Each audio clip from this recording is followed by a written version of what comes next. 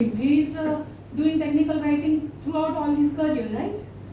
So, and Suyog has published 2 books, over 65 poems and articles also internationally. He has previously presented at STC India Annual Conference in 2015, STC Hyderabad Regional Conference in 2018, and TWT Regional Conferences. We always have him with us, right? Online and offline modes. Suyog's presentation will be followed by an interesting workshop. So there is a good thing with it for you. He's the best person I know, right? Suyog, please come over the stage.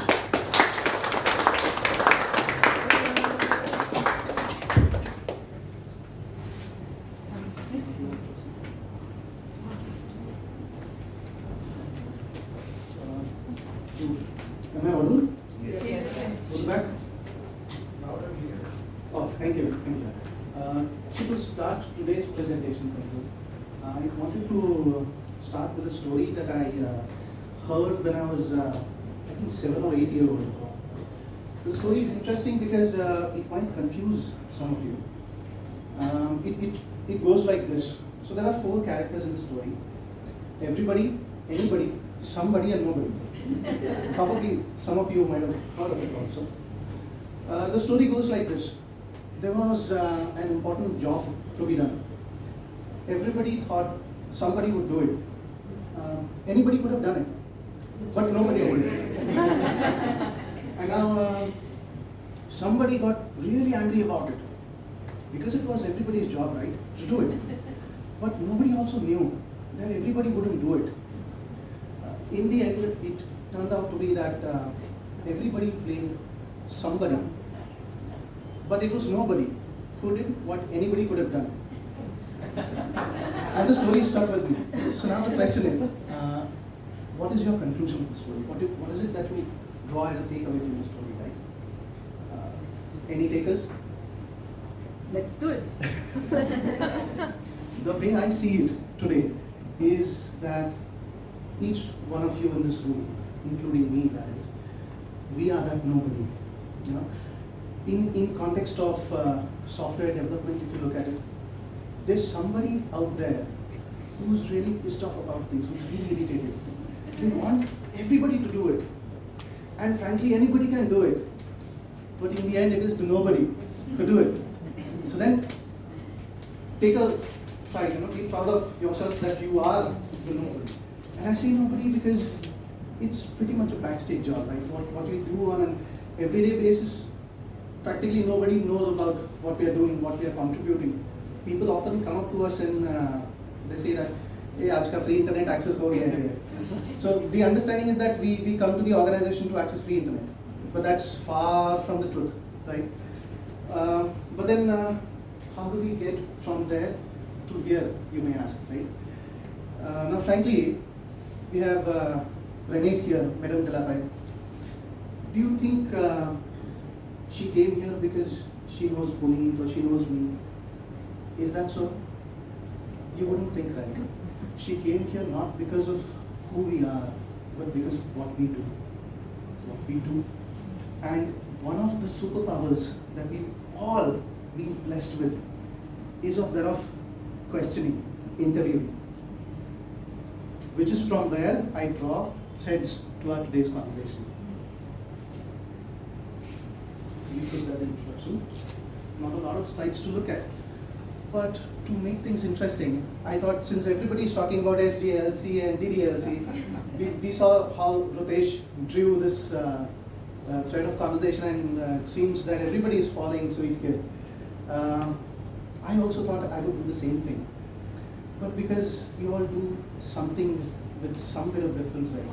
So what I've done is, I have mapped this with DDLC, but the flair here is of the different hats that we all know as technical writers. Our job starts way before people think our job starts. It doesn't start at writing. No, it starts at researching, which is why the first hat that you don is of that of a researcher. Right? So then, talking about software development, the way we all work, it all follows a pattern where you have a project deadline. Based on that deadline, you have Scrum calls, right? So what do? You take a distinct target, you break that down into parts, and then each part is then broken down into workable items, right? What difference do we do here as tech writers is that whenever we approach work, we decide some calculated work items for ourselves. What we do is that we set the expectations, and I'm going to talk about it in the next slide also. But there's a difference. I don't always approach my subject matter experts with work. I try to understand their filters. So whenever I'm talking to them, I try to notice certain patterns about how they work, how they behave, how they talk. Some of them, for example, they movie buffs. So they like to talk about their to-watch Netflix list or Amazon Prime list. Some of them are really pissed about the Indian taxation system. Some of them really like to talk about motorcycles and cars and, hey, you know what I bought this month. So everybody has their own filters, but if I can understand those filters, I can modify my communication such that I am able to strike a chord with them, so that I can start this conversation thread and then take it to the very end. What I have also done is that I have also listed some design thinking techniques that you can use. So throughout these 4 or 5 slides, we will see what design thinking techniques that you can use. And right now, today, sitting here, I would suggest you all to go to IBM's website, Enterprise Design Thinking, and create an IBM ID for yourself, register, and you can take the Design Thinking Practitioner course free of cost. This is especially important for newcomers like Sanjeevani.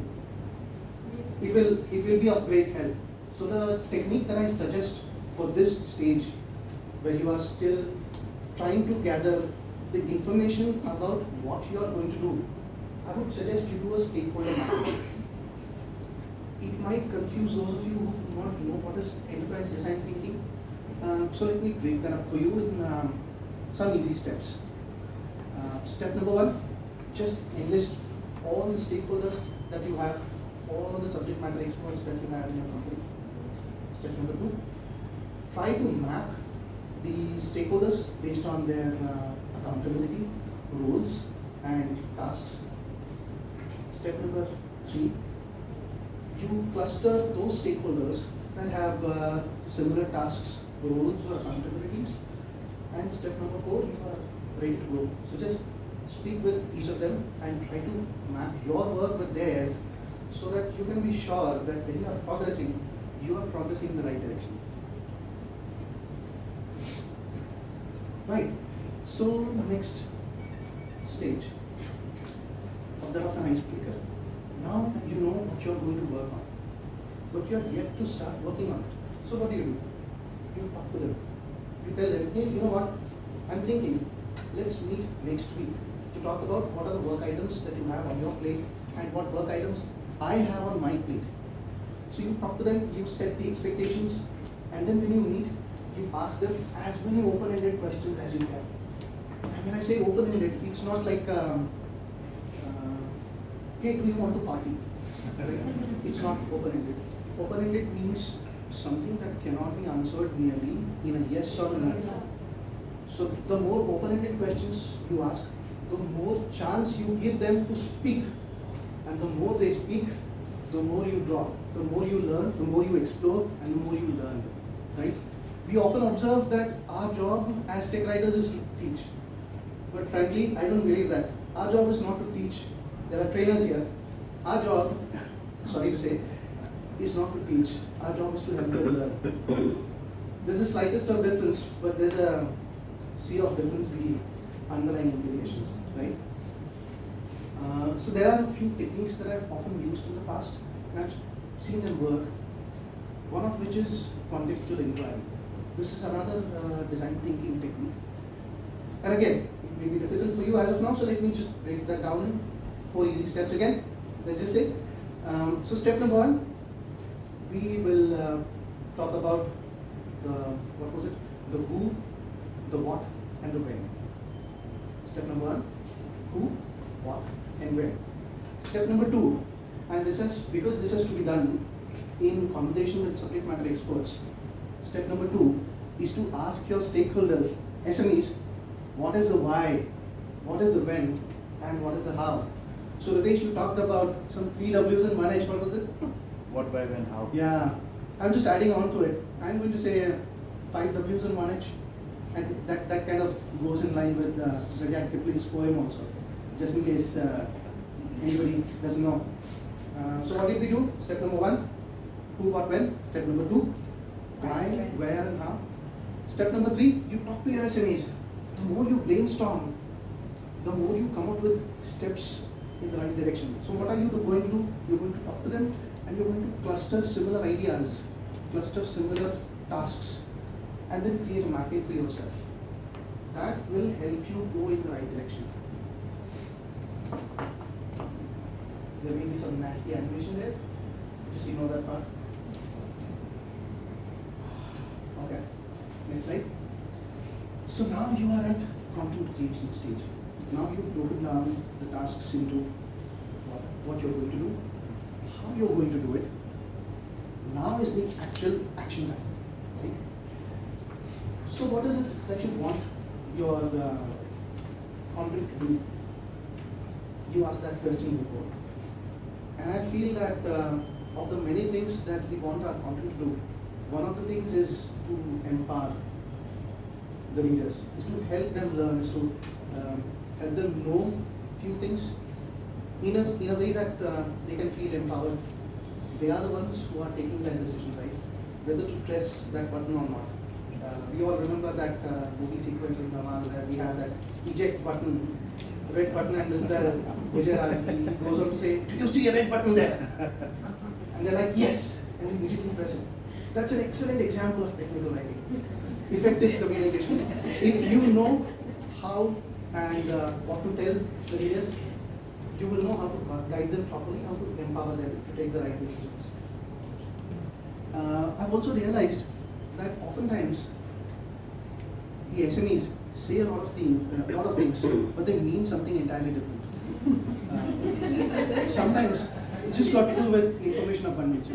They know something and they just want to tell it to you. They just want to transfer all that information download from one head to another. It's like pure physics, right? They say that energy can neither be created nor destroyed. You know what I am saying? Tension can neither be created nor destroyed. It can be transferred from one head to another. So it's similar on those lines. So what they do is they know this tool inside out. They'll continue to blabber about. But it is up to you to decide what to choose, what to reject. How much to choose, how much to reject. And how to consume whatever you have in front of you. And how do you do that? Right? Big question. How do you do that? So then again, design thinking technique. Technique number 1, needs. This sounds a little bit of confusing because when I started, I also got confused. Again, 4 steps to the rescue, right? Step number 1, you enlist all the wants, needs, and desires of the user. Speak with your SMEs and come up with the ones that you think can be clustered into similar ones. So now really, the idea is for you to find out that pressing need, that one single thing on which the user's comprehension relies, that one single thing on which their decision making relies, right? And then again, speak with your SMEs and then try to reduce that into a statement. So you will come up with something like, for this role, for this task, how do they accomplish XYZ? That will help you decide on what to say, how to say, and how much to say. Another design thinking technique that you can use is the heels statement. Now if we look at the needs statement, I kind of felt that we are introducing the roles only toward the end of it, right? So why not switch the story, why not reverse this order of in which we are introducing all these points, right? So for heels statement, we will select a role. It can be an administrator, it can be a business user, it can be someone who is an internal audience, right? We have a lot of consultants, we have a lot of support folks who implement the product, right? They are also our first customers, technically speaking, right? So then select a role, then select a problem, some feature that you are going to share with them. So now, just in case you don't get confused any further, because I've narrated a very confusing story to begin with. Let's just boil this down into 3 important words here. Step number 1, the who. Step number 2, the what. And step number 3 is the wow factor. What is it that you're going to introduce that will make a difference in the lives of the users? That brings a lot of clarity, right? So then, now that we've created content, let's look at the next hat that we're going to draw. The reviewer. So we created content, we shared it with the stakeholders, we sent the content for review. Now is the time for review. What do? You ask them for actionable feedback. So you come up with statements like, hey, you know what, I'm trying to close this work item in the next 2 days. Will you be able to maybe take out 10 minutes from your busy schedule? Now I understand you are busy. But think about it. I'm just asking for 10 minutes here.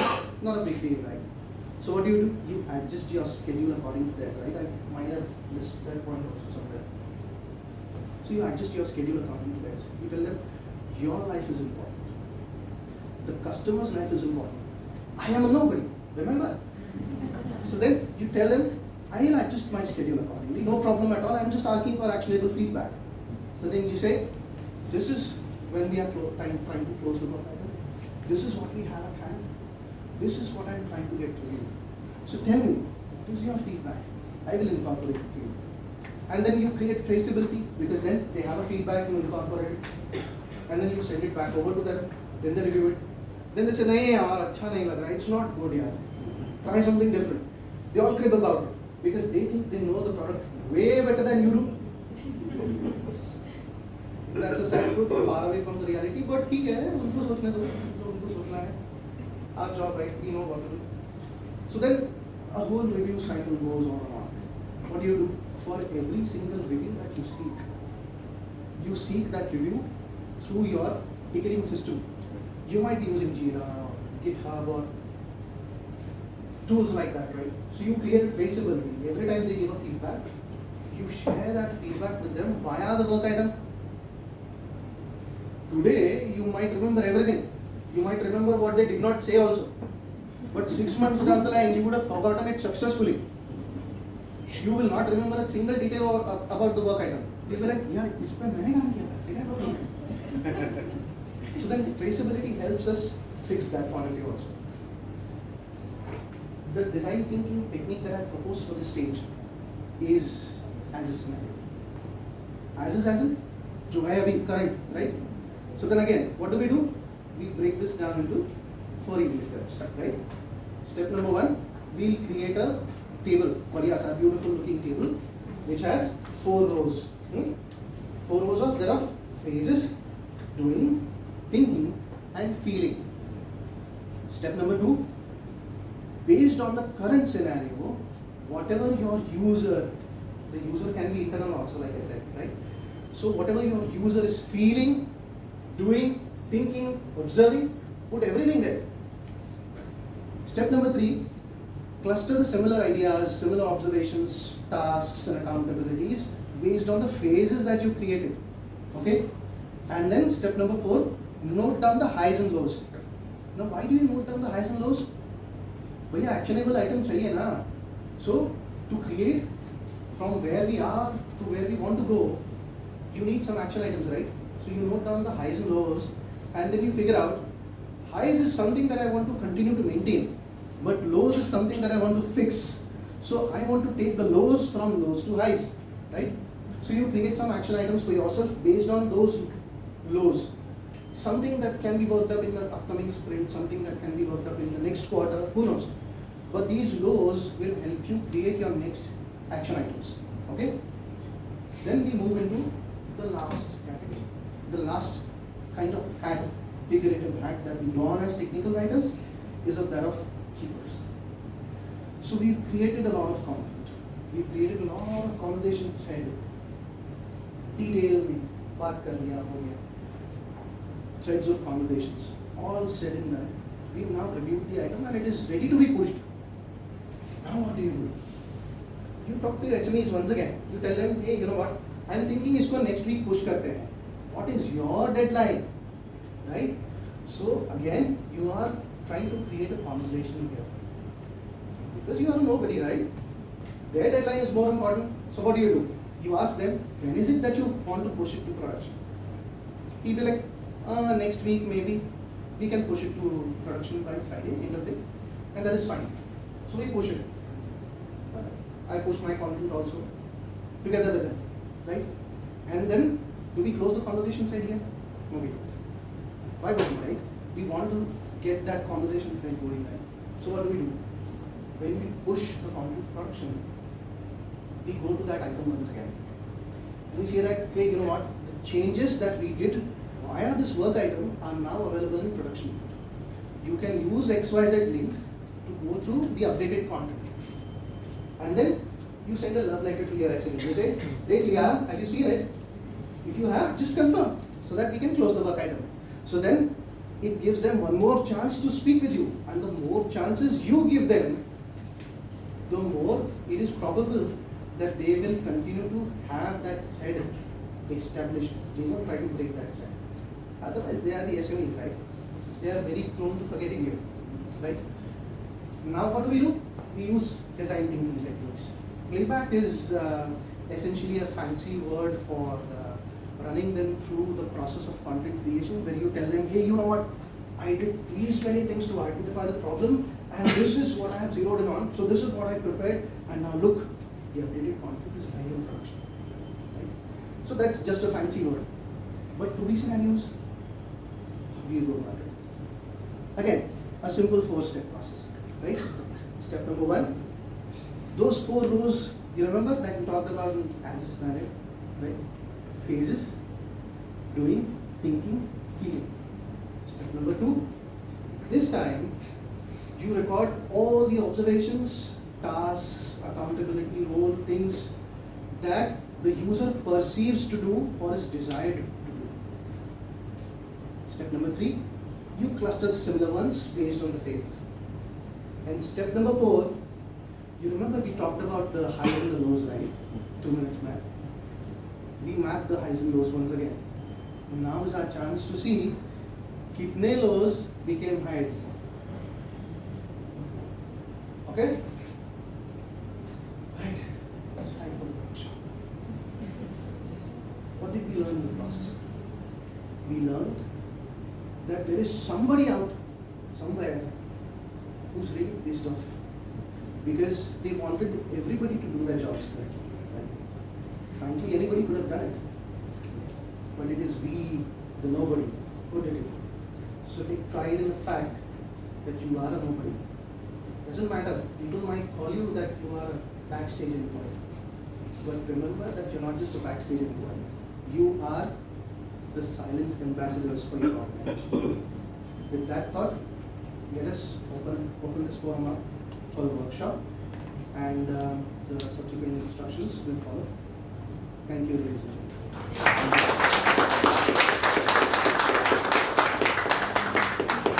Amazing, amazing, amazing. So now Suyog is also going to test whether you have really, heard his presentation or not. Okay, so you are giving your... The idea is to, so basically you have a 4C worksheet here. This will be supplied to you. What we are trying to do is, we are just trying to learn if you've learned. We are trying to learn if you've grown. Sham, stop giving me that sarcastic smile. I love that, but not today. What we'll do is we'll divide you all in 8 groups. You can be 6 or 7 people, depending on how many number of people do we have today. Each group will select a context, and we are calling it 4C's worksheet for the same reason. So each group will select a context. Amongst yourself, you can have a healthy discussion. try to find the cause of the problem and come up with a conclusion. How you would like to use design thinking techniques to listen better, to write better, and to communicate better.